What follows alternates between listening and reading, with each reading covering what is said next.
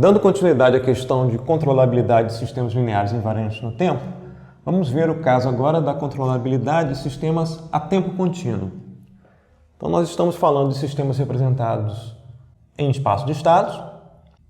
E no caso de tempo contínuo, o sistema vai ser representado como estado x ponto, derivada do estado x em relação a t. Vai ser igual a matriz A, que multiplica o estado avaliado em t, mais a matriz B, que multiplica a entrada U, avaliada em t. Essa é a equação de estado. E a equação de saída é y de t. Vai ser igual a matriz C, que multiplica x de t, mais matriz D, que multiplica a entrada U de t. Para efeito do estudo de controlabilidade, a gente só vai precisar da primeira equação, da equação de estado. Não vai precisar da segunda equação, que é a equação de saída. Então, para a equação de estado, vamos lembrar que o x é um vetor pertencente ao Rn. Não vou fazer distinção entre escalar e vetor, colocando barra aqui embaixo. Então, lembrar que letra maiúscula tipicamente é matriz, letra minúscula vai ser um vetor indicado aqui, né?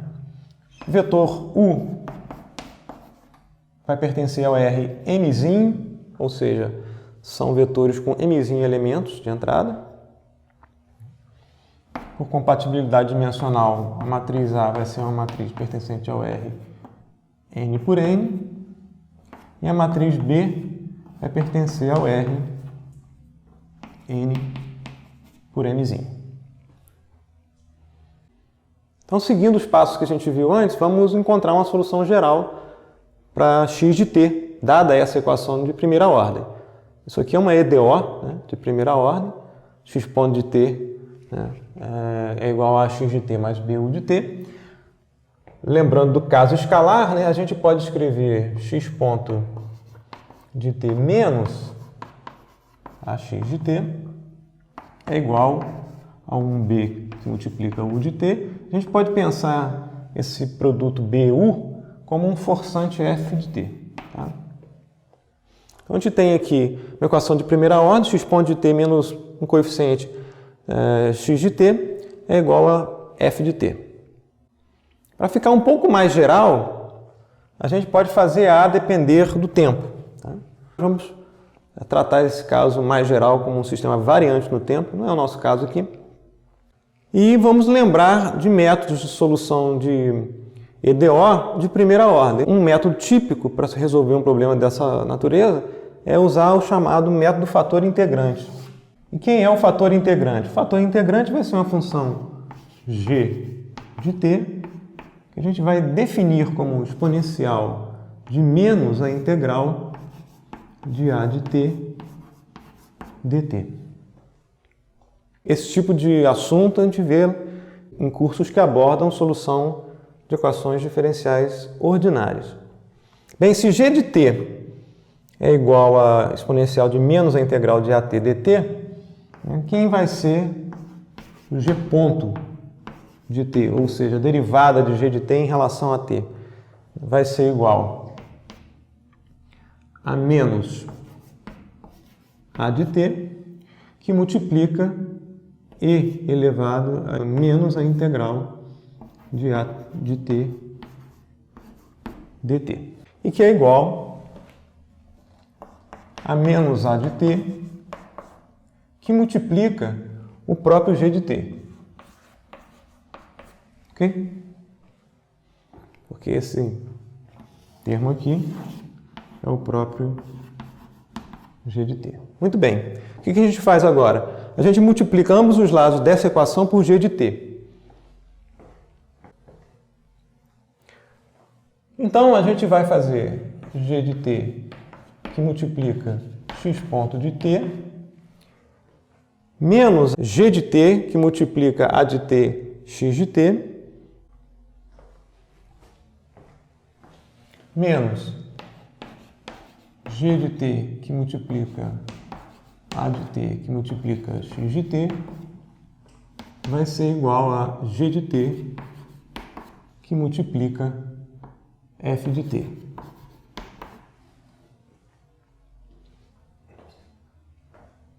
Agora a gente vê que menos A de t que multiplica G de t, está aqui, né? Menos G de t que multiplica, isso aqui é um G, tá? A gente vê que menos G de t que multiplica A de t é igual a G ponto de t. Então isso aqui nada mais é do que mais G ponto de t que multiplica x de t. E aqui a gente vê um padrão manjado. Primeiro vezes a derivada do segundo, mais a derivada do primeiro. Vezes o segundo. Essa expressão do lado esquerdo pode ser escrita como uma derivada em relação ao tempo de g de t que multiplica x de t. Vai ser igual a g de t que multiplica o f de t. Agora a gente integra dos dois lados de um t0 inicial até um t final qualquer. Então, se a gente fizer a integral de t0 até t em tal, de d de tal, de g de tal, x de tal, d tal, isso vai ser integral de t0 até um t, integral em tal, de g de tal, f de tal, d tal. Pelo teorema fundamental do cálculo, isso aqui vai ser essa função avaliada em t menos a própria função avaliada em t0. Então isso vai ser g de t que multiplica x de t menos g de t0 que multiplica x de t0 vai ser igual ao mesmo lado direito. Integral de t0 até t em tal, de g de tal, que multiplica f de tal, d tal. Vamos particularizar, né, para um A que não depende do tempo. Né? O nosso A de t vai ser igual a A, né? Que é o caso invariante no tempo. A matriz é fixa ao longo do tempo. Para o nosso caso aqui, né, se o A de t é igual a A, G de t vai ser a exponencial de menos a integral de A dt, que vai ser igual a exponencial de menos A, integral de 1 dt é igual a t. Ok? Então, G de t é igual a e elevado a menos at. Por conseguinte, né, G avaliado em t0 vai ser igual a e elevado a menos a, que multiplica t0. Tá? A gente está obtendo esses termos aqui. Tá? Naturalmente, o g de tal vai ser igual a e elevado a menos a tal. Tá? E no mais, né, o g menos 1 de t, já que essa matriz aqui é sempre invertível, lembrar lá das propriedades da matriz exponencial, g inverso de t vai ser e elevado a at. Então aqui a gente pode escrever que o x de t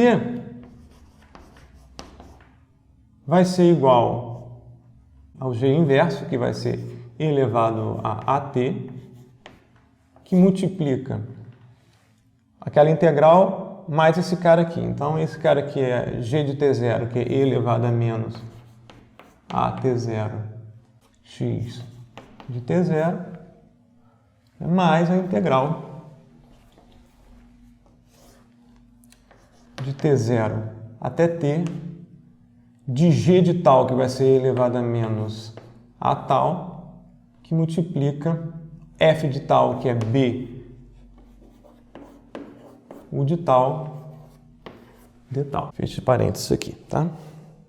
Então a solução geral para essa equação aqui, diferencial ordinária de primeira ordem, vai ser x de t vai ser igual. Isso aqui a gente pode escrever como, aqui é t0, né? A gente pode escrever como e elevado a, que multiplica entre parênteses t menos t0. Então isso vai ser e elevado a que multiplica t menos t0, que multiplica x de t0, mais a integral em tal de t0 até t. Né? Essa multiplicação e elevada a at, né, passada aqui para dentro da integral, a gente pode escrever como e elevada a a que multiplica t menos tal. Vai ser a integral de e elevada a a que multiplica t menos tal, que multiplica b, o de tal, de tal. Então essa é a expressão geral da solução desse sistema aqui. Se a gente começar no estado inicial nulo, por exemplo, essa parcela aqui vai ser zero. Tá? A gente observa aqui, se a gente começar no estado inicial não nulo, né, a resposta do sistema é proporcional a e elevado a at, né, e essa integral aqui nada mais é do que a integral de convolução entre a resposta do sistema, né, e a entrada u, transformada aqui pela matriz B. Bem, agora a gente volta ao conceito de controlabilidade. É o mesmo conceito que a gente viu para o caso de sistemas em tempo discreto. O sistema vai ser dito controlável, ou o estado do sistema vai ser dito controlável, se eu posso levar o estado x em t0 a um estado x num t1 qualquer, maior do que t0, x pertencente ao Rn, num intervalo finito de tempo. Mesmo conceito que a gente viu antes. Um conceito de controlabilidade do sistema, vamos chamar esse sistema do sistema 1. Tá?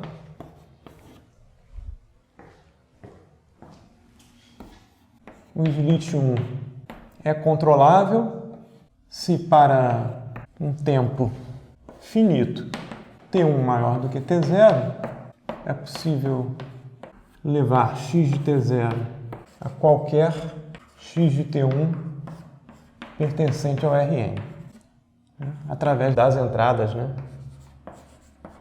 U de t. Mesmo conceito que a gente viu antes. E mesmo teorema que a gente viu para o caso em tempo discreto. O sistema 1 é controlável se a matriz de controlabilidade Cn definida como B, AB, A quadrado B até a n-1 B tiver posto completo, ou seja, igual a n. Lembrar quem que é o posto, né? Posto nada mais é do que a dimensão do espaço das colunas da matriz C. Em outras palavras, é o número de colunas linearmente independentes da matriz C subíndice n, da matriz de controlabilidade. Então, nós vamos esboçar uma prova desse teorema que vai depender de um outro teorema que a gente não vai demonstrar, que é o teorema de Cayley-Hamilton. Eu vou guardar essa equação aqui, né, e escrever da seguinte forma: x de t1, que é o estado no tempo final finito t1, menos esse vetor aqui, e elevado a a que multiplica t1 menos t0, que multiplica x em t0, vai ser igual à integral em tal de t0 até t1 de e elevado a t1 menos tal, que multiplica b, o de tal, de tal. Vamos deixar essa equação registrada aqui. E vamos recordar agora o teorema de Cayley-Hamilton. O que diz o teorema de Cayley-Hamilton? Suponha uma matriz M pertencente ao R n por n, uma matriz quadrada. M satisfaz o seu polinômio característico. P de lambda, que é definido como determinante de m menos lambda i, que a gente pode escrever de forma geral como somatório de 0 até n, que a matriz é n por n, de coeficientes alfa i, lambda elevado a i. Polinômio de ordem n. Tá?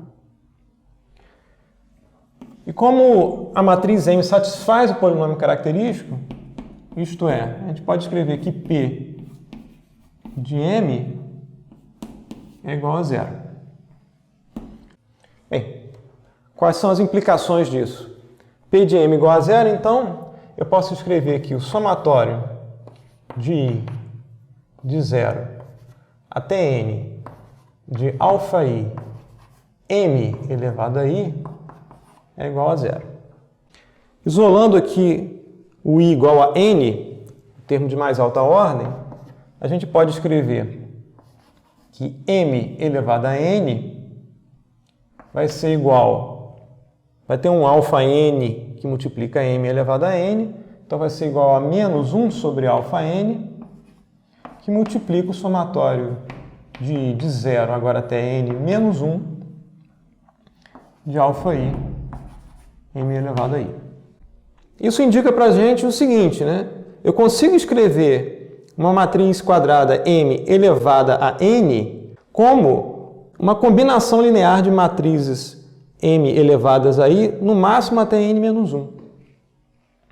Se eu multiplicar ambos os lados dessa equação por M, eu vou ter M, N mais 1, vai ser igual a menos 1 sobre alfa N, que multiplica o somatório de I de 0 até N menos 1 de alfa I M elevado a I mais 1. Né? Multipliquei por M dos dois lados. Isso aqui vai ser igual a, isolando novamente aqui o termo de mais alta ordem, né? Para I igual a N menos 1. Então isso aqui vai ser a menos 1 sobre alfa N, que multiplica I igual a N menos 1, alfa subíndice N menos 1, M elevado a I aqui é N menos 1, mais menos 1 sobre alfa N, do somatório de 0 até N menos 2 de alfa I, M elevado a I mais 1. Tá? Só separei aqui o termo de mais alta ordem. Esse cara aqui é um polinômio de ordem n menos 1. O I vai no máximo até n menos 2, aqui é I mais 1. Então esse m aqui está elevado a n menos 1. Então esse é um polinômio de ordem n menos 1. E a gente viu que o termo m elevado a n pode ser escrito em termos de um polinômio também de ordem n menos 1. Então eu posso escrever esse cara aqui, por causa dessa equação aqui, eu posso também escrever esse cara como um polinômio de ordem n-1. Estou somando dois polinômios de mesma ordem. Ou seja, eu consigo escrever a matriz n elevado a nzinho mais 1 como um polinômio de ordem n-1, em m. Se eu multiplicar novamente por m grande dos dois lados, eu vou conseguir, isolando sempre o termo de mais alta ordem, escrever o termo de mais alta ordem em função de um polinômio de um termo de ordem menor. Então eu consigo sempre escrever m elevado a n mais l, no final das contas, e essa é a consequência importante do teorema de Cayley-Hamilton, é que eu consigo escrever m elevado a n mais l como um polinômio de ordem n-1 no máximo, né? Um i de 0 até n-1, de coeficientes beta i aqui, vão ser, por exemplo, nesse caso aqui de n mais 1, eu vou somar os termos de ordem igual, né? m elevado a i. Isso para L igual a 1, 2, 3, crescendo indefinidamente. Por que isso é importante? Isso é importante porque a gente sabe que a matriz exponencial e elevada a A pode ser escrita em termos de expansão da série de Taylor como uma soma infinita de termos em função de A. A gente sabe que e elevado a A pode ser escrito como matriz identidade mais A mais matriz A quadrado dividido por 2 fatorial mais matriz A ao cubo dividido por 3 fatorial e assim por diante, né? mais A elevado a N dividido por n fatorial, né? E assim por diante. A elevado a n mais 1 por n mais 1 fatorial, mais indefinidamente. Tá?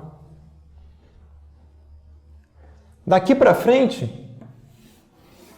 todas essas matrizes A exponenciadas a um valor n e maiores do que n podem ser escritas em termos de polinômios de ordem n-1 em A. Tá?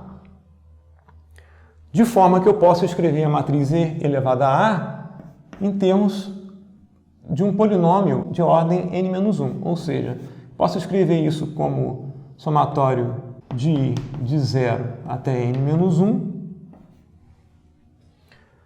de coeficientes αi multiplicados por A elevado a I. Agora nós voltamos, né, à equação de interesse.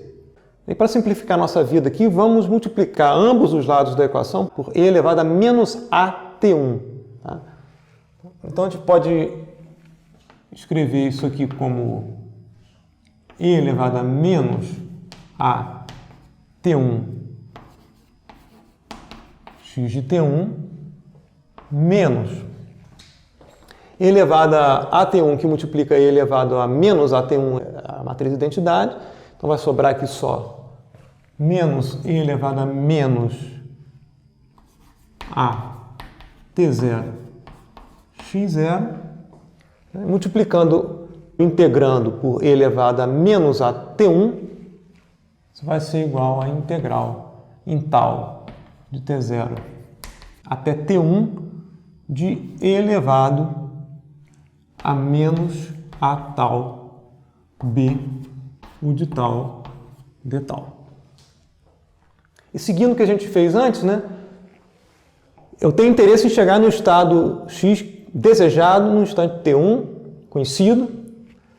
Eu conheço o estado inicial em t0, que é t0. Tá? Vou batizar esse operador que multiplica esse estado desejado t1 menos esse operador que multiplica esse estado inicial em t0 de x-chapéu. X-chapéu é conhecido, é um vetor no Rn. Tá? Que eu conheço tanto a matriz A, conheço o instante inicial, conheço o estado inicial, x no estado final t1 é desejado, logo eu conheço, né? Conheço esse operador também. Vai ser igual a essa integral aqui. Então a gente vai escrever agora que x-chapéu vai ser a integral de t0 até t1 de e elevado a menos a tal b o de tal de tal.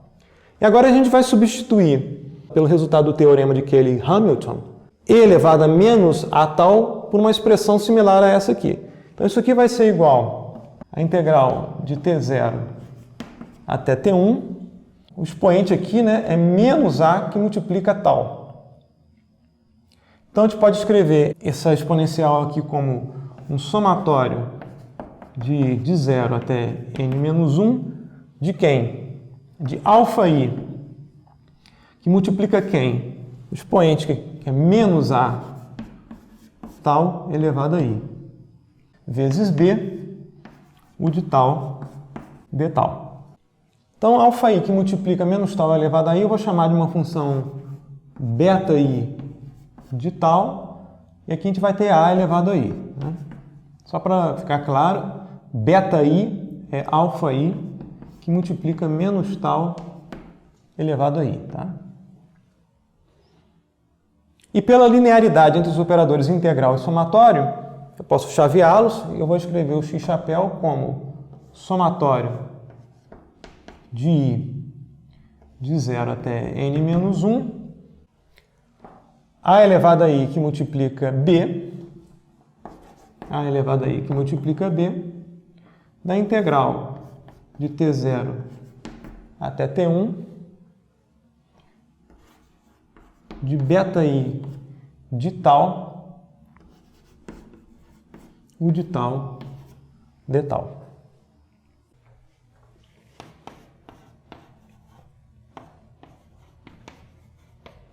para cada i dessa equação, essa integral é um vetor no Rm.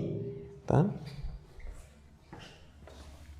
Integral de t0 até t1 de beta i de tal, u de tal, de tal, é um vetor no Rm. Mesma dimensão do vetor u. Tá?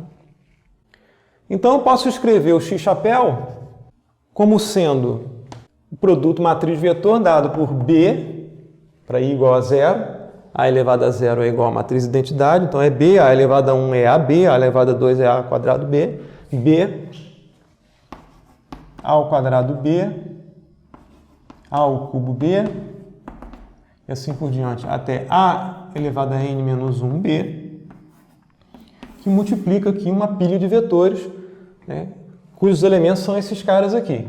Vai ser a integral de t0 até t1 de beta 0 de tal, u de tal, de tal. Depois vem a integral de t0 até t1 de beta 1 de tal, u de tal, de tal, e assim por diante, até a integral de t0 até t1 de beta n menos 1 de tal, u de tal, de tal. Essa matriz aqui a gente vai batizar como uma matriz de controlabilidade, Cn. E esse vetor aqui, que é o empilhamento de n vetores, são n componentes de 0 até n menos 1, de n vetores no Rm, a gente vai batizar esse cara aqui de u-chapéu. Lembrar que o u-chapéu aqui vai ser um vetor pertencente ao Rmzinho que multiplica n. Por compatibilidade, né, a matriz Cn vai pertencer ao Rn por m que multiplica n. Então a matriz Cn tem n linhas e m que multiplica n colunas. E o x-chapéu, como não poderia ser diferente, pertence ao Rn, tá? Que é a subtração aqui, né, de dois vetores no Rn.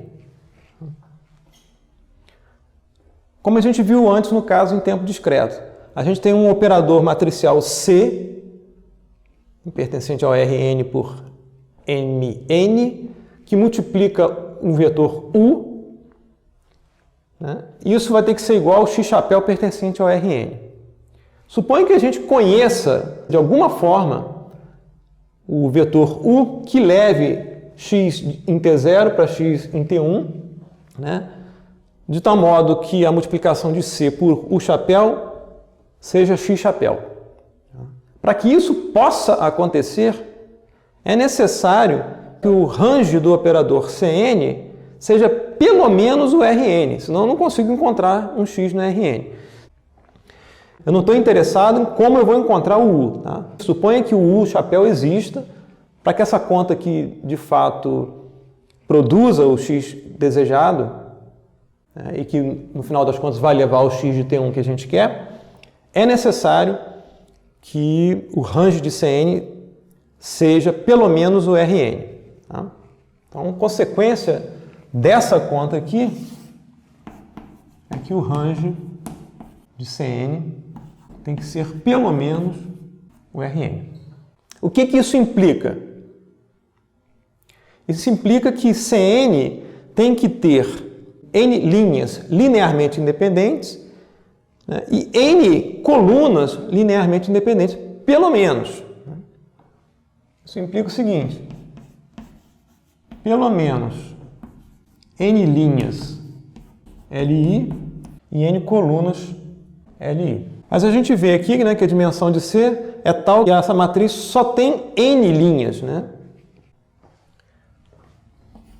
Então, como Cn só tem n linhas, o posto de Cn é no máximo n. Tá? Não interessa se a gente tem mais colunas aqui do que o número n. Tá? Mas é requisito que Cn tenha n linhas LI. Como Cn só tem n linhas, né? Então o posto é necessariamente o máximo. Então logo o posto de Cn é completo. O que finaliza a demonstração do teorema. Tá? Quando a entrada escalar, o mzinho aqui vai ser igual a 1, a gente vai ter uma matriz quadrada, né? E o posto ser completo implica que essa matriz quadrada vai ser invertível. Tá? Logo a gente consegue encontrar o chapéu, né? Suponha no caso aqui, para mzinho igual a 1, né? A gente vai ter que x chapéu vai ser igual a matriz Cn, n por n, o chapéu. Como o posto é completo igual a n, essa matriz é invertível, logo a gente consegue encontrar o chapéu desejado aqui como sendo c-1n e multiplica o x chapéu. Tá? No caso de m ser maior do que 1, a mesma ideia que a gente viu no caso dos sistemas em tempo discreto. Note que a gente obtém aqui o chapéu, né? Mas o que a gente quer de fato são esses elementos do vetor, né? O de tal, né? A gente tem que encontrar os betas aqui, nessa faixa aqui. Então, isso aqui é só parte do problema, tá? Isso a gente não vai tratar agora. Tá? É só interessado no teorema que envolve a matriz de controlabilidade definida dessa forma aqui, ter posto completo. Então, só para resumir, a gente chegou ao caso dessa matriz ter o último elemento aqui, né? Essas colunas A elevado a n menos 1b, através do teorema de Cayley-Hamilton. Tá? E aí a gente verifica, por propriedades da álgebra linear, que para essa conta aqui, esse operador multiplicado por esse vetor, produzir outro vetor x chapéu no Rn, o range desse operador tem que ser pelo menos o Rn. Esse operador tem n linhas. Tá? Então essas n linhas têm que ser linearmente independentes, pelo requisito dessa conta funcionar. Né? Então o posto de Cn vai ser completo, ou seja, igual a n. Tá? Isso fecha a demonstração do teorema, sem entrar no mérito propriamente dito, como é que a gente encontra essas funções aqui, nem essas funções beta.